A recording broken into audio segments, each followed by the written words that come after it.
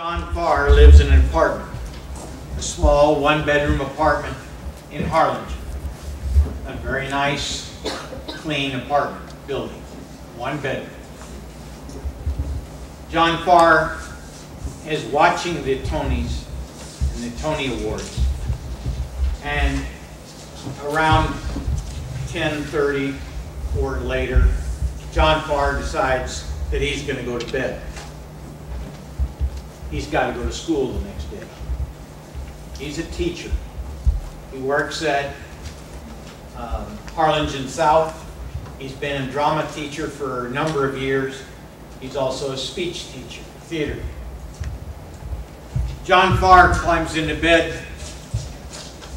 John Farr is 6 foot tall, about 350 pounds, a big man. I am going to bed. He takes the bed covers off and puts it over on the side. He lays down in his bed, and within minutes he's asleep. The evidence is going to show that John Farr has sleep apnea. He also has a problem because of his weight and his health conditions, that he falls asleep, and it's a deep sleep very quickly. John Farr is sound asleep. Sometime that evening, night, after 10:30, somewhere between 10:30, 11, 12, the defendant goes into his apartment. The door is unlocked. He enters the apartment for the purpose of getting some money.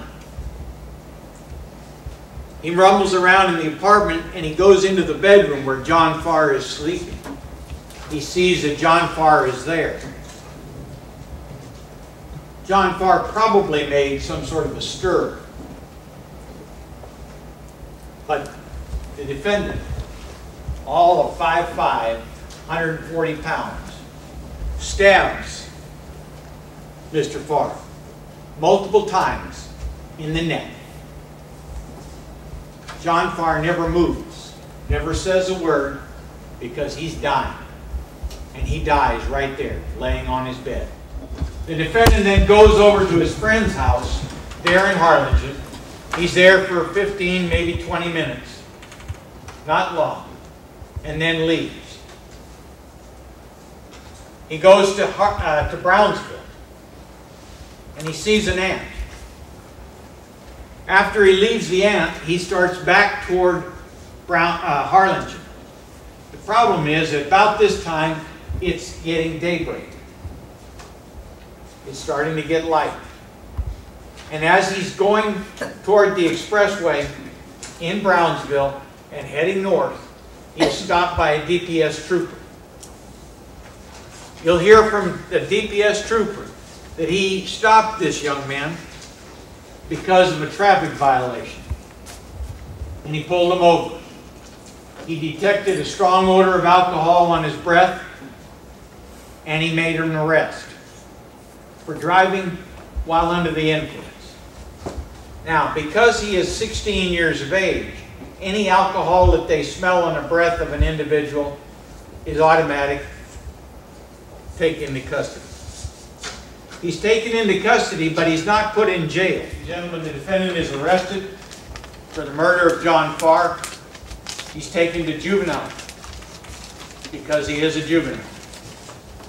He is later taken to, in August of 2008, he's being certified as an adult, and he's standing trial here today.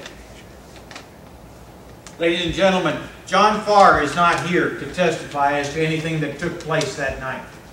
He can't say anything, but the evidence can. And the evidence that we will bring to you as to the condition of that house, that apartment, inside, is going to be very important. Please take particular attention to that. You will hear all this evidence from police officers and a few other people that were in and around John Farr's life. And at the end, we're going to ask you to find the defendant guilty of capital murder. Thank you.